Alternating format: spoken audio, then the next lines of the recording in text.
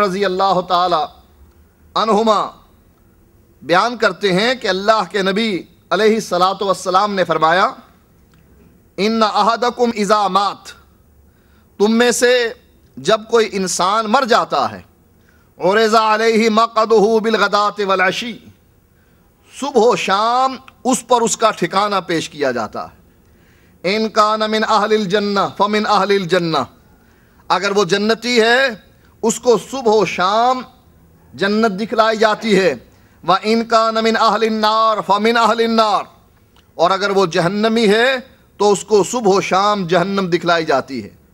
فَيُقَالُ هَذَا مَقْعَدُكَ حَتَّى يَبْعَثَكَ اللَّهُ إِلَيْهِ يَوْمَ الْقِيَامَةِ، اور کہا جاتا ہے کہ یہی تیرا ٹھکانہ ہے، جہاں پر اب تو موجود ہے یہی تیرا ٹھکانہ ہے اس وقت تک جب تک کہ اللہ تعالیٰ قبروں کو پھاڑ کر قیامت کے دن لوگوں کو باہر نہیں نکالتا ہے، تو نے اسی ٹھکانے پر رہنا ہے۔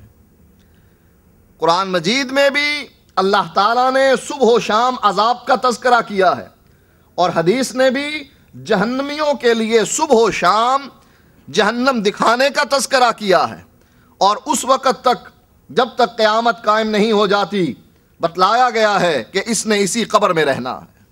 لہٰذا یہ کہنا کہ عذاب قبر ثابت نہیں ہے یہ غلط نظریہ ہے۔ قرآن کی اس آیت سے بھی ثابت ہے، اور اس کی تشریح بخاری اور مسلم کی یہ حدیث بھی کرتی ہے۔ اور ایک اور حدیث ہے جس کو براء ابن عازب روایت کرتے ہیں، بخاری اور مسلم کی روایت ہے، فرماتے ہیں کہ اللہ کے نبی علیہ الصلاۃ والسلام فرماتے ہیں المسلم اذا سئل فی القبر یشہد ان لا الہ الا اللہ وان محمد الرسول اللہ، مسلمان سے جب قبر میں سوال کیا جاتا ہے تو وہ گواہی دیتا ہے کہ اللہ کے علاوہ کوئی الہ نہیں ہے، اور گواہی دیتا ہے کہ محمد صلی اللہ علیہ وآلہ وسلم اللہ کے رسول ہیں۔ فرماتے ہیں فذالک قولہ تعالی، براء بن عازب کہتے ہیں کہ یہ بات اللہ کے قرآن میں موجود ہے۔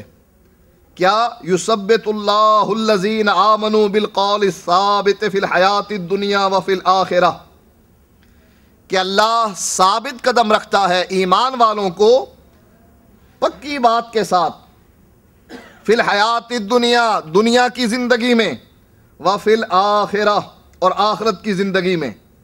قرآن کی اس آیت کی تشریح خود محمد الرسول اللہ صلی اللہ علیہ وآلہ وسلم فرماتے ہیں، قال، اللہ کے نبی فرماتے ہیں یثبت اللہ الذین آمنوا بالقول الثابت نزلت فی عذاب القبر، اللہ کا یہ فرمانا کہ اللہ تعالیٰ مومنوں کو ثابت قدم رکھتا ہے پختہ بات کے ساتھ دنیا کی زندگی میں، تو دنیا کی زندگی میں جہاں ثابت قدمی مسلمان کے لیے بتلائی گئی ہے، اللہ کے نبی فرماتے ہیں قرآن کی یہ آیت نزلت فی عذاب القبر، یہ عذاب قبر کے بارے میں اتری ہے۔ لہٰذا عذاب قبر کا انکار خود محمد الرسول اللہ صلی اللہ علیہ وآلہ وسلم کا انکار ہے۔ اور جو آدمی یہ کہتا ہے کہ عذاب قبر قرآن سے ثابت نہیں ہے، وہ نبی اکرم صلی اللہ علیہ وآلہ وسلم کو جھٹلاتا ہے۔ اللہ کے نبی فرماتے ہیں قرآن کی یہ آیت نزلت فی عذاب القبر، یہ عذاب قبر کے بارے میں اتری ہے۔ یقال لہ من ربک، اس کو کہا جاتا ہے کہ تیرا رب کون ہے؟ فیقول ربی اللہ و نبی محمد صلی اللہ علیہ وسلم، جواب میں جہاں اللہ کی وحدانیت کا اقرار کرتا ہے وہاں محمد الرسول اللہ صلی اللہ علیہ وآلہ وسلم کی رسالت کا بھی اقرار کرتا ہے۔ لہٰذا قرآن کی دو آیتوں سے یہ بات ثابت ہو گئی ہے کہ عذاب قبر قرآن سے ثابت ہے۔ پہلی آیت جس میں فرعونیوں کے عذاب کا تذکرہ ہے، النار یعرضون علیہا غدوا وعشیا ویوم تقوم الساعہ ادخلوا آل فرعون اشد العذاب، ایک تو قرآن کی یہ آیت، اور دوسری یثبت اللہ الذین آمنوا بالقول الثابت فی الحیات الدنیا وفی الآخرہ، قرآن کی یہ دوسری آیت ہے جس کے بارے میں اللہ کے نبی فرماتے ہیں نزلت فی عذاب القبر، قرآن کی یہ آیت عذاب قبر کے بارے میں اتری ہے۔ جو اشکال یہ پیدا کرنے کی کوشش کرتے ہیں کہ جب انسان مر جاتا ہے، مرنے کے بعد اس کی روح نکل جاتی ہے، اور قرآن کی وہ آیت پیش کرتے ہیں اللہ یتوفی الانفس حین موتها واللتی لم تمت فی منامها فیمسک التی قضا علیہا الموت ویرسل الاخری، کہ اللہ روحوں کو قبض کرتا ہے نیند کی حالت میں، اور موت کے وقت جس پر موت کو مسلط کر لیتا ہے اس کی روح کو روک لیتا ہے اور نیند والے کی روح کو واپس بھیج دیتا ہے۔ لہٰذا یہ ثابت کرنے کی کوشش کرتے ہیں کہ جس کی روح قبض کر لی گئی موت کے وقت، اب اس کے جسم میں روح نہیں ہے، اب اس کو عذاب کیسے ہوتا ہے؟ روح کے بغیر اللہ اس بات پر قادر ہے، روح کا تعلق برقرار رہتا ہے، روح جب نکالی جاتی ہے اس کا تعلق ٹوٹتا نہیں ہے، برقرار رہتا ہے۔ اللہ تعالیٰ اس بات پر قادر ہے کہ وہ روح کے تعلق معمولی سے تعلق کے ساتھ اس کو عذاب قبر دے، اور یہ بات بھی اللہ کے قرآن سے ثابت ہے۔ سورۃ یاسین میں آیت نمبر 20 سے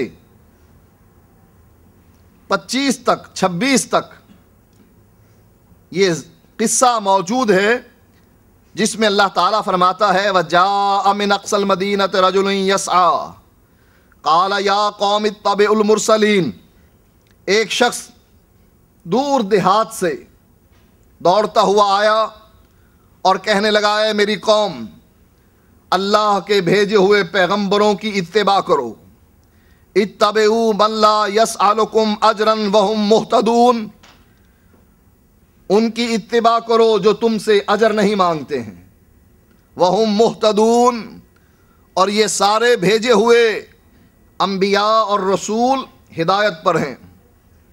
وما لی لا اعبد الذی فطرنی والیہ ترجعون، اور مجھے کیا ہو گیا ہے کہ میں اس اللہ کی عبادت نہ کروں جس نے مجھ کو پیدا کیا ہے، وَإِلَيْهِ تُرْجَعُونَ، اور پھر واپس اسی کی طرف لوٹایا جائے گا۔ أَأَتَّخِذُ مِن دُونِهِ آلِهَةً إِن يُرِدْنِ الرَّحْمَٰنُ بِضُرٍّ لَا تُغْنِ عَنِّي شَفَاعَتُهُمْ شَيْئًا وَلَا يُنْقِذُونَ،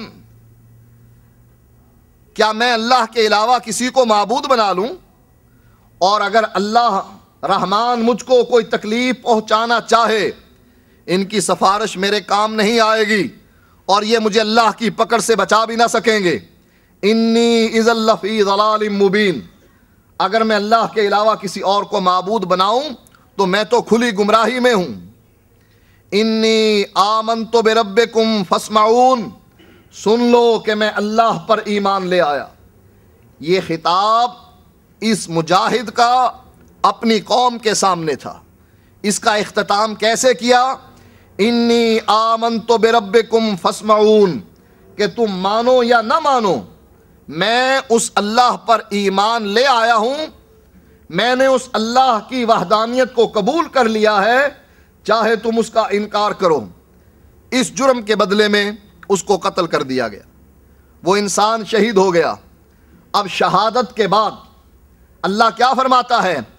قیل ادخل الجنہ، اس کو کہا گیا جاؤ جنت میں داخل ہو جاؤ۔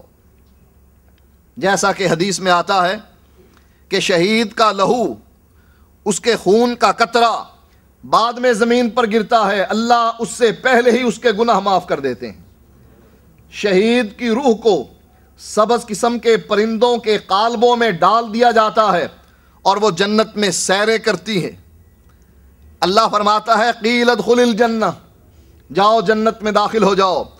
قال یا لیت قومی یعلمون، کہتا ہے اے کاش میری قوم کو اس بات کا علم ہو جاتا، بما غفر لی ربی وجعلنی من المکرمین، کہ اللہ تعالیٰ نے مجھے معاف بھی کر دیا ہے، میرے گناہوں کو بخش بھی دیا ہے، اور مجھے عزت والوں میں سے کر دیا۔